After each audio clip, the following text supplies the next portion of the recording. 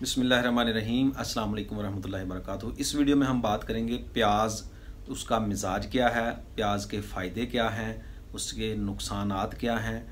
मिजाज बिल मुफरद अज़ा, इसको तिब्बे मुफरद अज़ा के मुताबिक भी देखेंगे कि इसका मिजाज तिब्बे मुफरद अज़ा के मुताबिक क्या है और तिब्बे यूनानी के मुताबिक भी इसका मिजाज क्या है और इसके फ़ायदे और नुकसानात क्या हैं।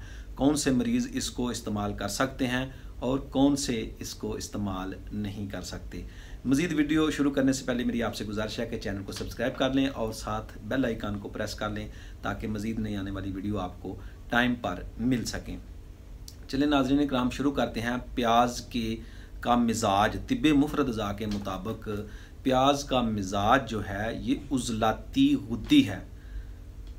प्याज का मिजाज उज़लाती गुद्दी है, यानी ये कल्ब व उज़लात को, मस्कुलर टिश्यू को तहरीक देता है, तेज़ करता है। उज़लाती गुद्दी है इसका मिजाज। ये कल्ब व उज़लात को यानी कि दिल को और दिल के मुतल्लिका पूरी बॉडी में जहाँ जहाँ भी मस्कुलर टिश्यू मौजूद हैं उनको तहरीक देता है, उनमें तेज़ी पैदा करता है। तिब्बे यूनानी के मुताबिक इसका मिजाज खुश्क गर्म है।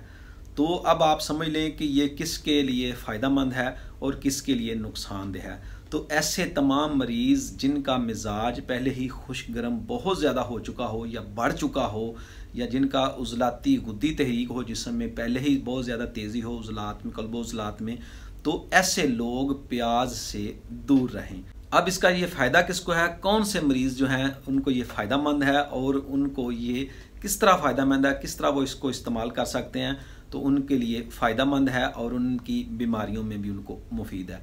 तो ऐसे तमाम मरीज़ जिनका मिजाज जो है वो असाबी है, यानी असाबी उज़लाती हो या असाबी गुद्दी हो, तो ऐसे मरीज़ों के लिए यानी तरी सर्दी वाला मिजाज हो या तरी गर्मी वाला मिजाज हो, असाबी मिजाज हो, दमागो असाब की तहरीक हो, जिसमें रतूबात बढ़ चुकी हों, पेशाब की कसरत हो, तो ऐसे मरीज़ जो हैं वो इसको बिला झिझक इस्तेमाल कर सकते हैं।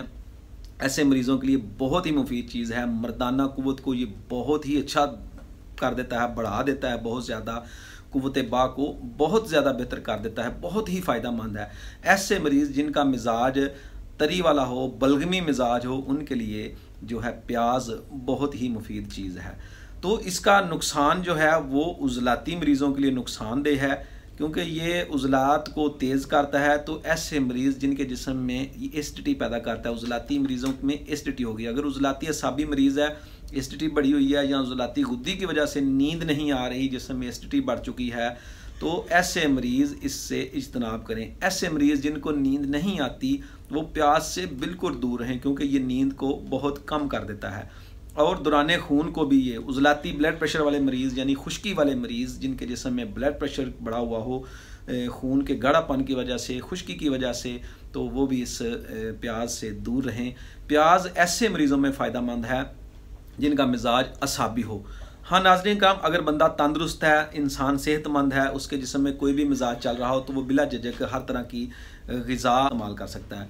जो प्याज है ये बतौर ग़िज़ा इस्तेमाल होता है, ये एक ग़िज़ा है, ये एक तरकारी है, तो ये बतौर ग़िज़ा इस्तेमाल होता है, ये दवा नहीं है, यानी इसको आप ग़िज़ाए दवाई समझ लें।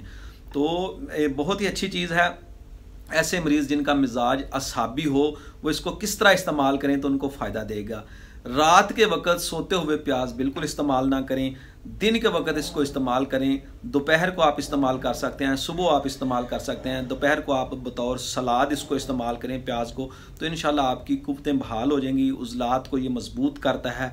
तो आप समझ लें जब ये उज़लात को दौरान खून को फुल पावर के साथ जो है वो उज़्वे तनासल की तरफ भेज देता है और पूरी कुव्वत पैदा करता है, पूरी सख्ती और जो है वो तनाव पैदा कर देता है। और इसके अलावा बाकी भी जिस्म इसके अच्छे असरात हैं। असाबी मरीज़ों में अगर बलगमी रतूबात की वजह से भूख की कमी हो जाए तो उनके लिए भी प्याज मुफीद है, उनके भूख बढ़ा देता है और पेशाब की कसरत को कम कर देता है। तो उज़लाती मरीज़ जो हैं वो इससे दूर रहें, उज़लाती मरीज़ों के लिए नुकसानदेह है। अब असाबी मरीज़ इसको मज़ीद किस तरह इस्तेमाल कर सकते हैं। सुबह नाश्ते में आप देसी अंडा लें, 1 अंडा लें, 2 देसी अंडे लें, प्याज और टमाटर दोनों मिलाकर आमलेट बनाएं, ये नाश्ता में बतौर इस्तेमाल कर सकते हैं। ये कुव्वतें बहुत ही अच्छी तरह बढ़ा देगा।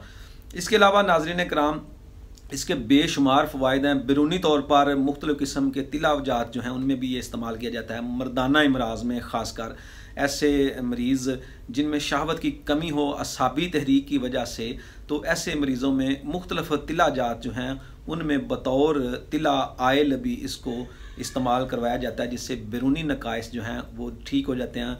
मस्कुलर टिशू में ताकत आ जाती है, मस्कुलर टिशू में तहरीक पैदा होकर वो मजबूत हो जाते हैं। और इसके साथ जो है ना गहरा तल्लुक़ है, यानी मर्दाना इमराज वाले मरीज़ों में प्याज का गहरा तल्लुक़ है।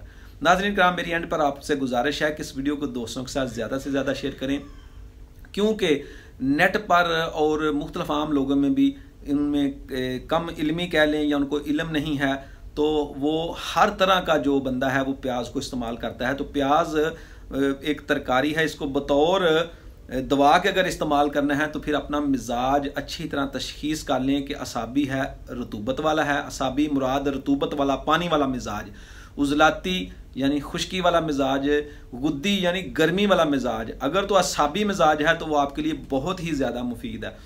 तो और अगर आप तंदुरुस्त हैं, कोई प्रॉब्लम नहीं है, मसला नहीं है, तो फिर आप ग़िज़ाएँ अपनी बदल बदल कर खाएँ, इंशाल्लाह आपको कोई प्रॉब्लम नहीं होगी और सारी ग़िज़ाएँ आपके लिए फ़ायदा मंद हैं। अल्लाह ताला की नेमतें हैं, नेमतों को खाएँ और अल्लाह ताला का शुक्र अदा करें। अस्सलामु अलैकुम वरहमतुल्लाहि वबरकातुहू।